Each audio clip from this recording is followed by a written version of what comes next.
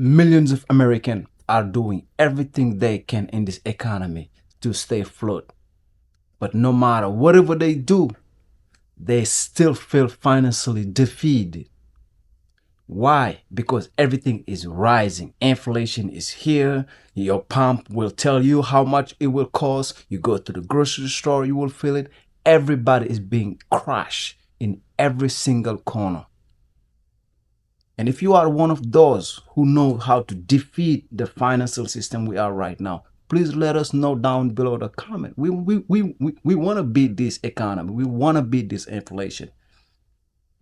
And for everybody who haven't been subscribed, please do me a favor. Stop the button. We're just getting started. I can't do this without you guys. So make sure everybody's comment, subscribe, like, and let's check out this video. We got more to do. To get to like a financial reset for the United States, because I'm trying to understand why rent is $2,500 for a 2-bedroom, why we're paying $6 for a gallon of milk, why the average price of a car is like $50,000.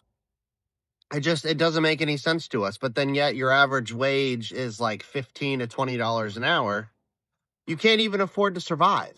But then the inflation continues to go up. The price of everything will never come back down. The big box stores and the Fortune 500 companies, they just continue to go up and up. I mean, you're paying $11 for like a 12-pack of soda, $7 for a bag of chips. We have gotten to the point where we have outpriced the consumer. Because if you have the average person, so say they make $50,000 a year, right? Well, if a mortgage is $3,000 a month, you don't have any money. So how are you even supposed to go out and go buy anything? So my own personal opinion is I think we just need to hit the little reset button when it comes to what we're doing over here in the great US of A. CBS report highlights how many families are feeling squeezed by the rising costs here in America. Go figure. Essentials like food, housing, childcare, healthcare, gas. These are all things the American people are struggling to keep up with as the cost continues to rise while wages do not. In fact, the CBS report states that 50% of Americans, 1 in 2 Americans, say that groceries are harder to afford than they were just a year ago. 3 out of 4 Americans say that housing has become unaffordable in any community. The average cost of childcare for one kid is annually $13,000. That's the same price you would pay for a semester at a university. And this price is a 30% increase since 2020. I brought this up in previous videos how my own family has noticed this increase. Simple items that we were buying over the last few years that we have not changed are astronomically more expensive. This affordability crisis is not a democratic hoax. This affordability crisis is not something that people just need to get over or even normalize. This is something that is truly hurting millions of Americans. Life is becoming unbearable for the vast majority of people that live within this country, and it all boils down to how much we are paying out of pocket just to survive. Imagine working an hour just to afford 1 pound of ground beef. For the first time in American history, a pound of ground beef costs more than the federal minimum wage. Yep, America has officially lost the plot. The federal minimum wage is $7.25 an hour. Meanwhile, ground beef can cost you anywhere between $6.50 a pound all the way up to $9 a pound. And if you want organic, baby, bring your wallet and a cosigner. I need y'all to think about how wild this is. The thing we used to call a cheap option for dinner is now competing with folks' hourly wage. And then you're constantly being gaslit by your leaders, told that the economy is doing great. For who? Because a lot of American families are working. They're doing everything they're supposed to, but they still standing in the grocery store, studying the math like they preparing for the SAT. Leaders listen to you when you struggle because a leader will try to solve your problems. But when you're being gaslit, somehow the problem's going to always be you. You're not working hard enough. You're not budgeting enough. You're just not sacrificing enough. Meanwhile, Hamburger meat got promoted, but your paycheck stayed the same. How are you guys handling these grocery prices? Because if ground beef is making more than some Americans are making per hour, we need to have a conversation, folks. If you want to know how broken the cost of living situation is in the United States, I'm currently stuck paying utility bills for a house I no longer live in and can't sell. Every month for my water bill, I pay $160. You heard that right. $160 for a house I am not living in for a water bill. Now, I know what a bunch of you are about to comment. You must have a leak. Absolutely not. The water is turned off. There is no water going in or coming out of that house. It is all taxes and fees. I can look at the bill breakdown and it says exactly that. You want to know what I pay for the very same bill here in Lisbon, Portugal?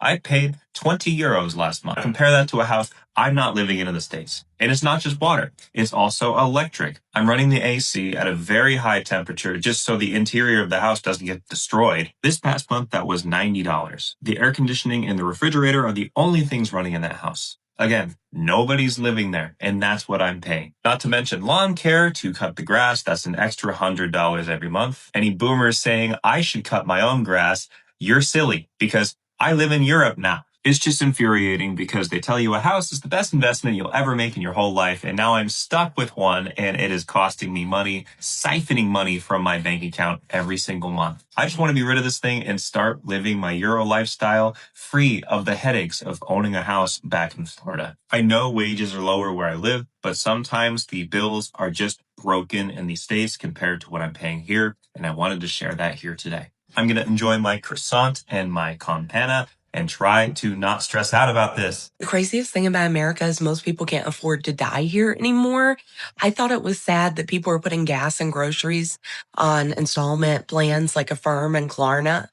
But think about how many crowdfunding posts you see for funerals. People and people in their immediate families live paycheck to paycheck and are so poor with no savings that they're saying they can't afford a funeral for their loved ones. Life in this country is so fucked that it's spilling into death. And a lot of people say they won't be able to afford retirement. I'm probably one of those people realistically. And to think that it goes beyond retirement and people can't even afford to die. I mean, it's ridiculous. We can't afford to buy a home while we're alive, and our family and ourselves can't set up a fund to take care of a casket or an urn when we're dead. I really hope that America starts going down the Mom Donnie path before I'm a senior citizen. I'm sure I speak for all of us when I say that this inflation bullshit is getting out of fucking control, okay? Rent and home buying and all that is another fucking beast of its own. But going to a fucking Taco Bell and paying $30 for 2 people to eat is actually insane. And I'm not even ordering what I really, really want. I'm getting like maybe 3 items and a drink. And I'm talking one of those items aside, okay? And yes, I have the app, and yes, I get rewards, but it's the principle that if you go to a fucking McDonald's and a fish fillet is fucking $5, $6, like when did we get here? When did we get here? Help, when did we get here? I just went and double checked the app. A McChicken is $3.29.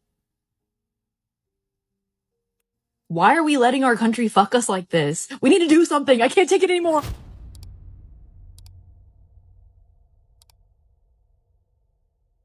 I said fuck everything.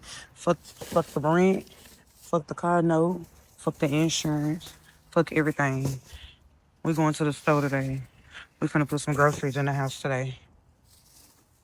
We're gonna put some gas in the car today. Everything went up except our income. Groceries doubled, gas doubled, bills doubled, and somehow we're still being told, just budget better. No, most people aren't bad with money. There just isn't enough anymore. I see it every day as a bookkeeper. People working harder than ever and still falling behind. That's why I started building online income streams for retirement, for stability, for peace. Because depending on one paycheck in 2025, that's the real risk. Comment info if you know this hit a little too close to home.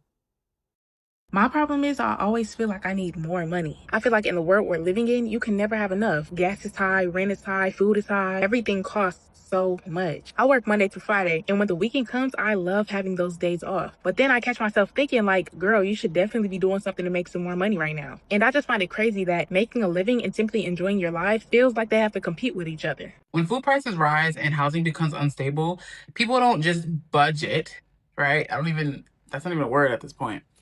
They restructure their entire lives. I have definitely changed my lifestyle because of rising costs. For housing, I have stopped trying to lock myself into this traditional lease, and I now choose to do short-term options like furnished rentals or Airbnbs. It's not really ideal, but jobs are just not secure anymore. I work in grant-funded spaces, and I'm transitioning to remote work, so flexibility feels a lot safer for me rather than a lease that I can't sustain. And honestly, renting a room where I live is expensive. Like, I literally just have a room, not the whole place to myself. I stay with the Airbnb host. Flexibility matters more to me now than ever. And then food has been another big shift. Groceries have gotten way more expensive, and so I've just simplified everything for myself. Mostly, I do protein shakes, I have water, and then I just make soup for dinner. Protein shakes are cheaper, predictable, and they last a lot longer, and I'll just have one for breakfast and one for lunch. And then, like I said, I make soup for dinner because it's practical, it's actually really filling, and it keeps the cost down. These changes aren't even about luxury or optimization right now. It's literally just what I have to adapt to because of what's going on right now. This is what affordability looks like in real time.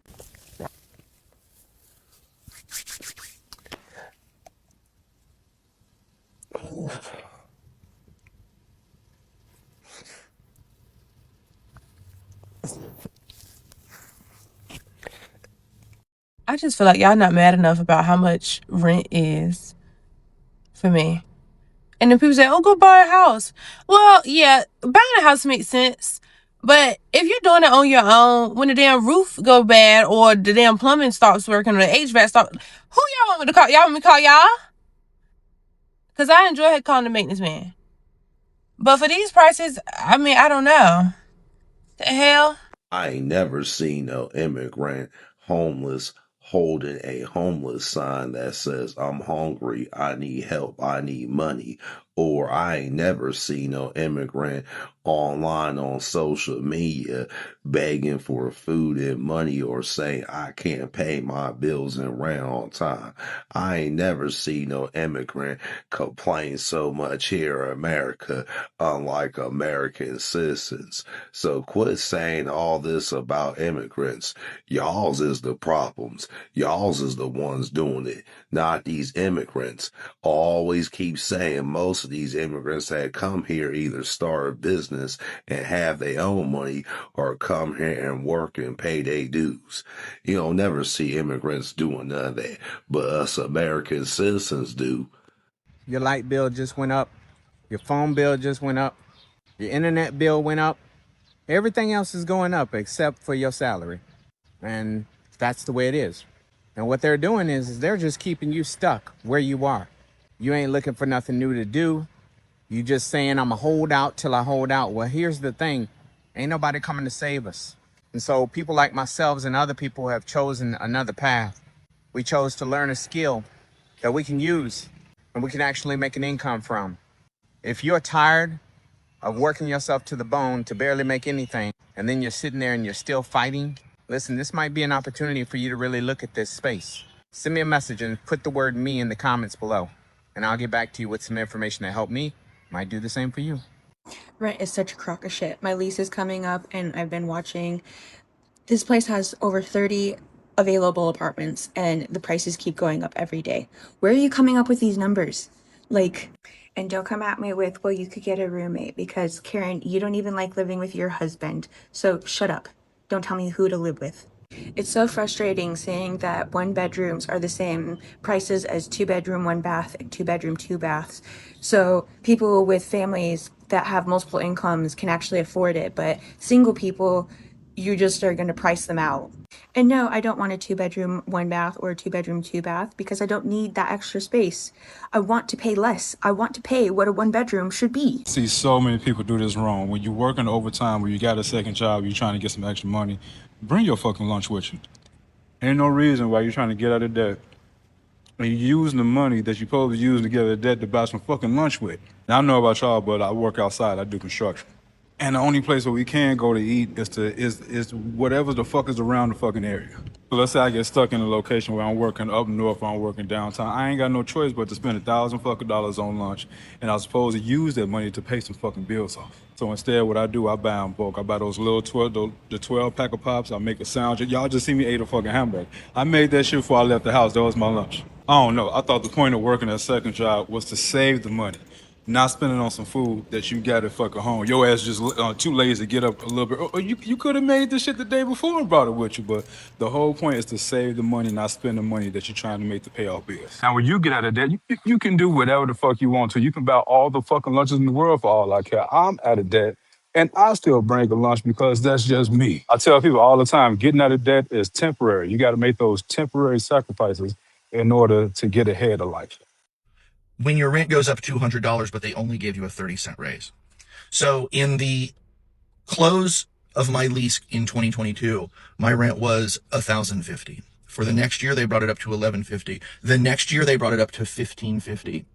When they asked me to renew it, they brought it up to $1,800. That is a $750 increase from a third renewal period. $750. That's like 70%. The thing about this that hurts so much is that you have an entire system looking you right in the face and telling you they can't do more, while they have absolutely increased their own prices, far outpacing inflation. They have increased all of CEO compensation. They have increased executive compensation. They have done everything that they can to make sure that those in power are going to get theirs. They're going into these meetings and telling you that they've made record profits, but they don't have the money to pay the very people that are building those profits. Looking you in the face and giving you a 30 cent, 50 cent, even a dollar raise. A dollar raise is $160 a month. People's rent payments have gone up $500, $600, $700 across 3 to 4 years. Their grocery payments, if they are, let's just say a two-person family with one kid, their grocery payments alone are like $700 a month to feed a family of 3, and that's doing it really cheap. That's feeding a family of 3 on $21 a day. We are being lied to. We're not being gaslit because we know the difference. It's like somebody with glassy eyes looking right at you and going, no, the sky really is polka dot. And you're like, it's literally not. Why are you even doing this? But the whole system is getting on the news, and they're getting in your one-on-ones, and they're getting in your annual reviews, and the newspapers are saying it. And everybody you know that actually has money is looking you right in the face and going, no, everything is fine. You just have to work harder. You just have to go get one of those high-paying jobs that only this many of them exist. And they're bleeding money out of you. Wages have not gone up in 50 years in the same way that prices and executive and like CEO level, upper management level compensation, we are being lied to every moment of every day about what they can and can't do. And people are at an angry, terrible breaking point. I know I'm not the only one who notices that everything is going up except for the wages of these damn jobs. And we finna talk about it. I just hate how older people always talking about, oh, y'all young people don't want to work. Y'all always want stuff handed to y'all. Y'all lazy. Y'all always complaining. Pause. Let me pause you right there. Do y'all not realize that it's so fucking hard living in this generation in today's time compared to how it was in 1950, 1960, 1970, and the 80 and the 90s? It's very hard in 2024. See, back then, y'all rent was $200, $300, $400 a month. Y'all little car note was not that expensive. Grocery back then was not that expensive. You could probably get away with paying $40 for a whole carload of groceries. Nowadays, you can spend over $500, $200 just going to the store, going to Walmart and Publix, getting a few items, and that's it. Like, people, we struggling. I don't think y'all older people really understand how hard it is. I'm 22. How hard it is trying to pay for gas, pay for your car note, pay for your car insurance, working the bare minimum. I'm a teacher with my associate's degree, still getting paid the fucking bare minimum. Might get paid $12, $13, $14, but you got athletes out here kicking the damn ball, getting paid fucking millions. Make it make sense. And they ain't doing shit to change the world, but playing with a fucking ball. All right? And then soon as we quit a little job, y'all always want to talk about, oh, you should have held on to that little job, or oh, you should have kept it. Don't nobody want to put up with the fucking bare minimum. especially if we get paid like $10 an hour, $11 an hour. Like, who the fuck still doing minimum wage? I don't get it. Like, why is everything going up, but the wages in these jobs ain't going up? Like, the cost of living is going up. Our rent went from $950 to $1,000. They did not come in. They did not renovate nothing, fix nothing. They ain't did shit. The rent just automatically went up January the 1st. Be fucking for real. You got groceries going the fuck up. I know when I was small, we could go out to eat, a family of 3, family of 4, and pay maybe $60-$50. Maybe, yeah, 65, maybe $50. But nowadays, you're gonna pay over $100 just to go out to eat and get a drink and a meal. Over $100 plus taxes. I don't really understand that shit. Like, I'm starting to notice the prices in groceries has went up. Tissue, goddamn paper towels, food, lunch meat, juice, goddamn eggs, goddamn.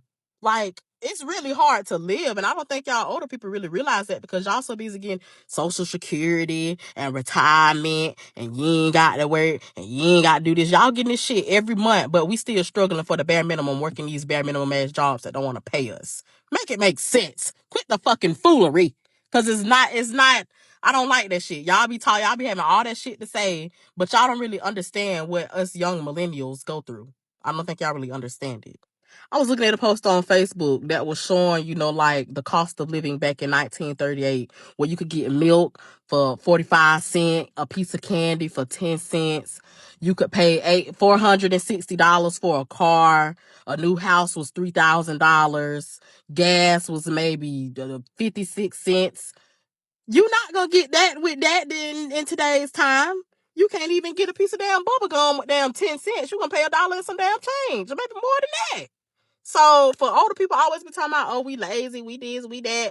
Look, compare the prices from 2024 back to 1950. Please compare it. Because if you compare the prices, the value of a dollar has definitely changed. A car is high, car note, bills, light bill, everything is fucking high. Like, you really got us millennials depending on paycheck to paycheck because we're struggling. We got to work 2, 3, 4, 5 jobs just to make ends meet.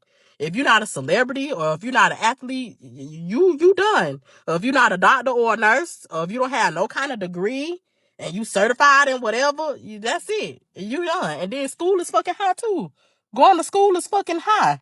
School loans, school debt, student debt, all that shit is fucking high. Very high. You still got to pay money once you graduate and get that damn degree. Make it make sense. Shut the fuck up. I'm tired of y'all old people always talking about we lazy and we complain too much. No, y'all just don't understand how hard it is trying to live when y'all had it easy back in y'all day. Fuck. Then you have to be making double the amount of rent in order to live in a $1,200 2-bedroom, maybe 3-bedroom, 2-bathroom house, an apartment. Like, everything is high. You can't even stay by your damn self no more because you got to have a roommate to help you split the damn bills. Like, what the hell? And then if you're not on food stamps, them little taxes gonna eat your ass up. That's why you see everybody applying for food stamps and getting stamps. Yeah, because everything is fucking high. So before y'all old people get to talking about, oh, y'all don't want to do this, oh, y'all don't want to do that, y'all getting down retirement while we still trying to work our way up. Like, we struggling real fucking bad. Real bad. Better ask somebody.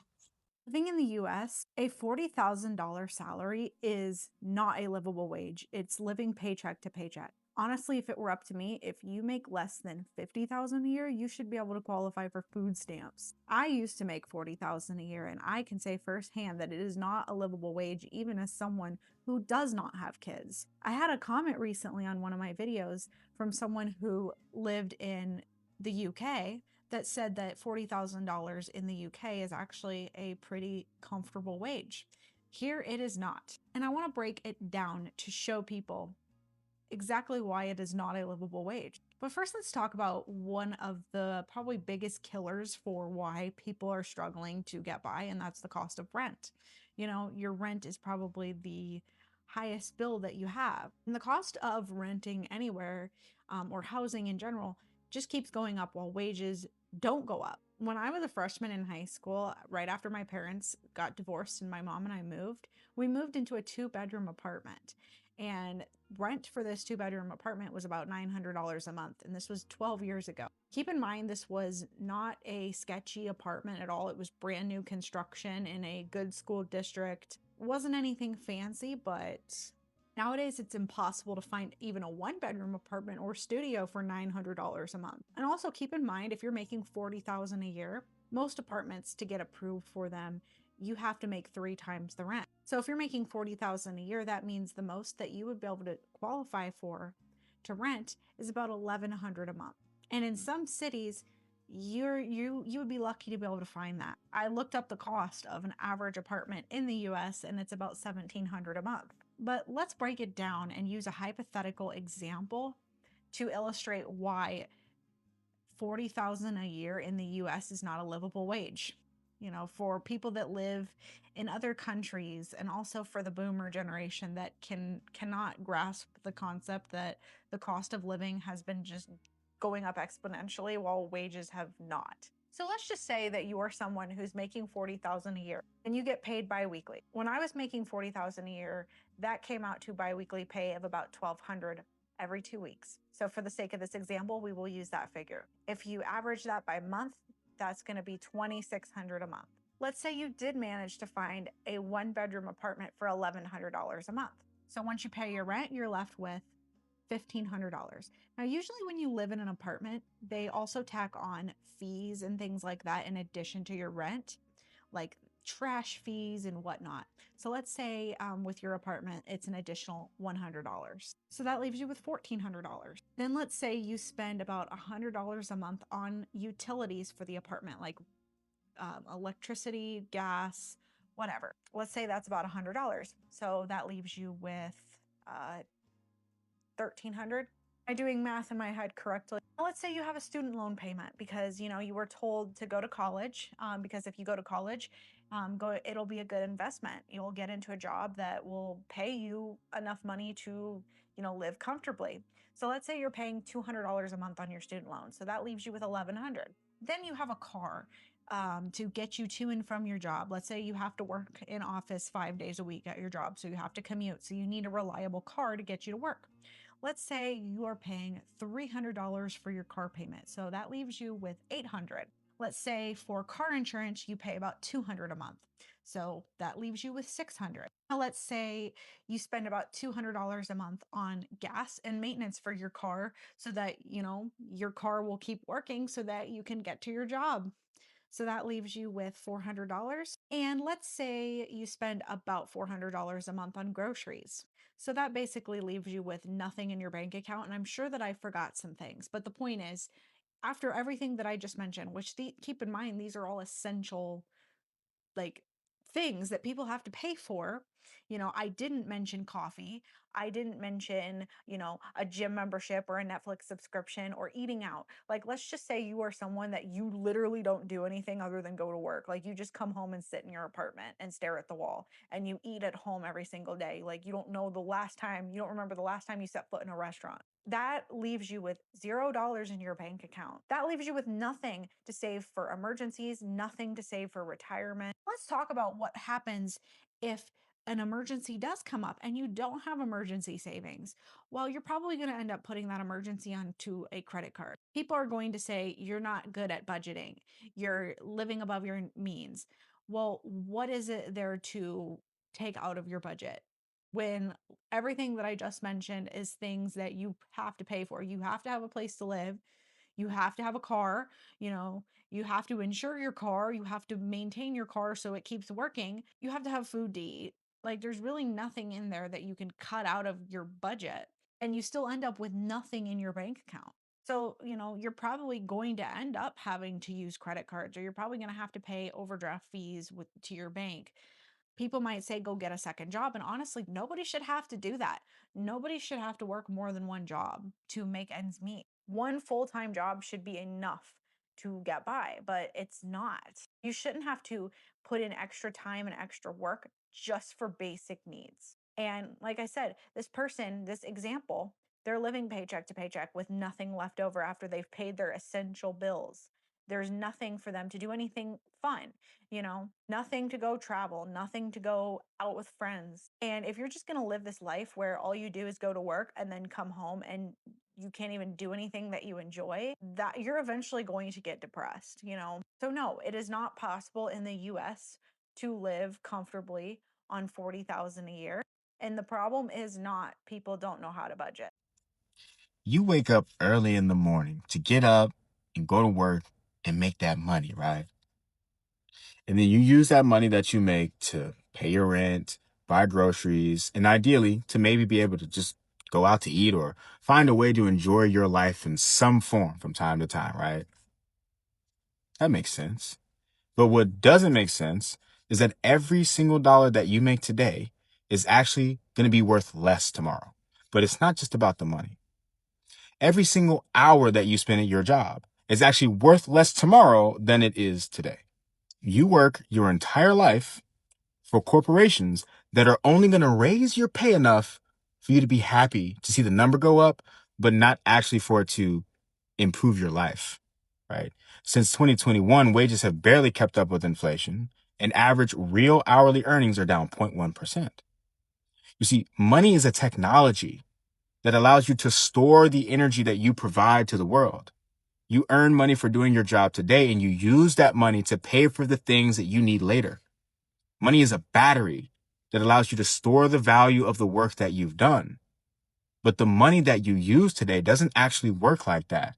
We live in an inflationary monetary system where more and more money is being printed into existence every single day.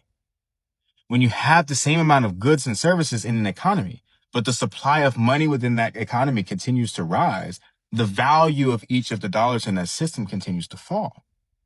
And what that looks like in practical terms is that the price of everything is going up. And that's why your life feels more expensive. And that's built into the system. The Federal Reserve has a mandate of stable prices, meaning 2% inflation. But it doesn't have to be that way. What if it was the other way around, where your money is actually worth more over time? Some people have completely opted out of the inflationary system. And instead of the money that they earn being worth less and stealing their time from them, they actually use a money system that gives them their time back. It's a stable money system that measures deflation where your money is worth more over time. And they call this money system Bitcoin. And one of the people that have elected to use this system is called Jeff Booth. And he's the author of a book called The Price of Tomorrow. And he explains what I just went over in much more depth over on our live show, Memes and Markets. If this right here made you think at all, I highly recommend that you watch that full episode, which you can find at the link in our bio. Go to Memes and Markets, check out the episode with Jeff Booth, and be sure to like, follow, and subscribe for more content like this over here. You ever get tired of working so hard and still feeling like you're barely getting ahead? I know that feeling. You do everything you're supposed to do. You show up, you work hard, you pay your bills. Then payday comes, and before you know it, the money's already spoken for. It's exhausting. Not because you're lazy, because you're giving everything you have and still wondering when life is going to feel a little easier. That's exactly why I decided to try something different. I'm not chasing a shortcut. I'm chasing options. The option to breathe a little easier, the option to spend more time with my family, the option to stop feeling like I'm one unexpected expense away from starting over. If you've ever felt this way, just know you're not alone. You know, I'm just sick of it. Life. I try really hard, and I just sometimes feel like I never get ahead.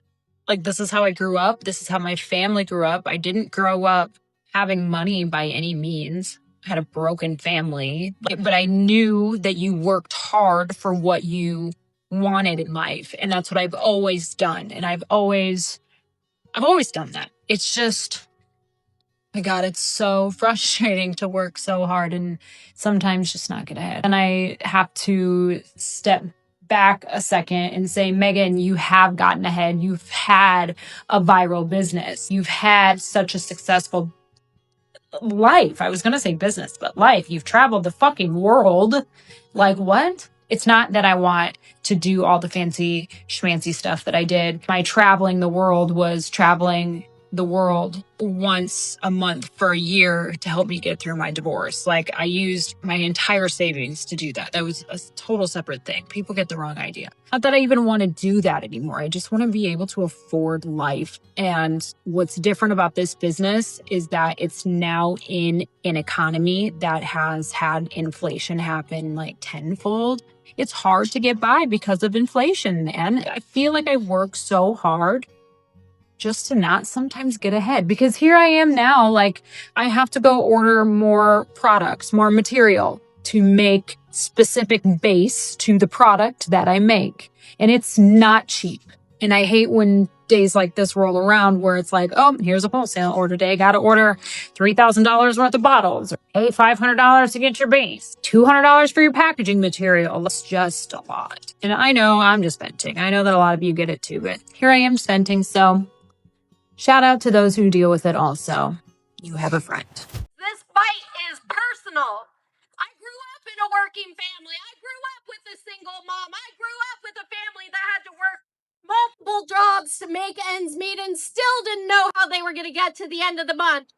I grew up waiting tables and digging trenches and working for a sub-minimum wage. I made $2.10 an hour, and so this fight is personal.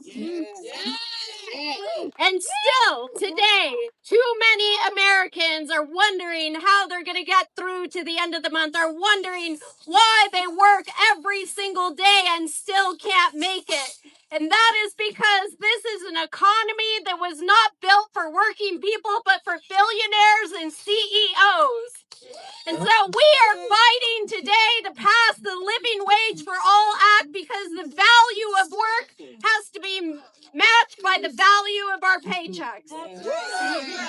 For 17 years, the federal minimum wage has been stuck as $7.25 an hour. Tell me, how can you afford housing, groceries, childcare, healthcare, and nearly every necessity that every family needs on $7.25 an hour? You can't. No one should have to work full time and choose between paying their rent or buying groceries. No one should have to skip medical care because they can't stretch their paycheck far enough, and no one should go hungry in the richest country on planet Earth. I hear every day from families across New Mexico who are working harder than ever but still falling far behind. And it's not because they're not working hard enough. It's because the system is rigged. The rules have been written by the wealthy instead of the workers. The 1% have taken America's wealth, and 1 year ago, here in this capital, those billionaires took even more of that wealth by making the largest redistribution of wealth in the history of this country, taking food out of the mouths of our babies, taking healthcare out of the healthcare needs of millions of Americans, and taking educational assistance away from hardworking Americans. That ain't right. Let's make one thing clear. These are policy choices. This is not just a failing economy. This is a system that is rigged to help a president and his billionaire buddies who are more concerned with vanity projects than they are feeding children in this country and abroad. This is a system that's rigged to make corporations and CEOs wealthy while leaving Americans with table scraps. And this is a system that is rigged to leave our people poor, sicker, and without their basic needs while they get ahead on the backs of the American people. And that is why we need a different vision for America. A living wage for all, housing for all, healthcare for all, putting food back into our communities and restoring SNAP, forgiving crushing student debt for everyone, ensuring that we are building affordable housing in every single community across this country, protecting Social Security, and ensuring that every child has the opportunity for free childcare, early childhood education, and to thrive. That is a policy choice. And that is the policy choice we should be fighting for alongside a living wage for Americans. This is the future that we are fighting for. This is the future that belongs to the American people. And this is the future that we will be voting for this November. So let's go do this, America. Let's fight for a living wage. I wish more people understood that it's not that I hate working, it's that I hate that I put so many hours and effort and energy into working, which is fine. But it's still not enough to be like financially stable. Like, obviously, I'm not getting kicked out of my house, but I don't have savings. I can't pay off my debt very quickly. And that's what sucks is I put all this time and effort and energy to the point that I'm exhausted. I'm working full time and I can't get ahead. That's what sucks. You want to know the most evil genius plot ever?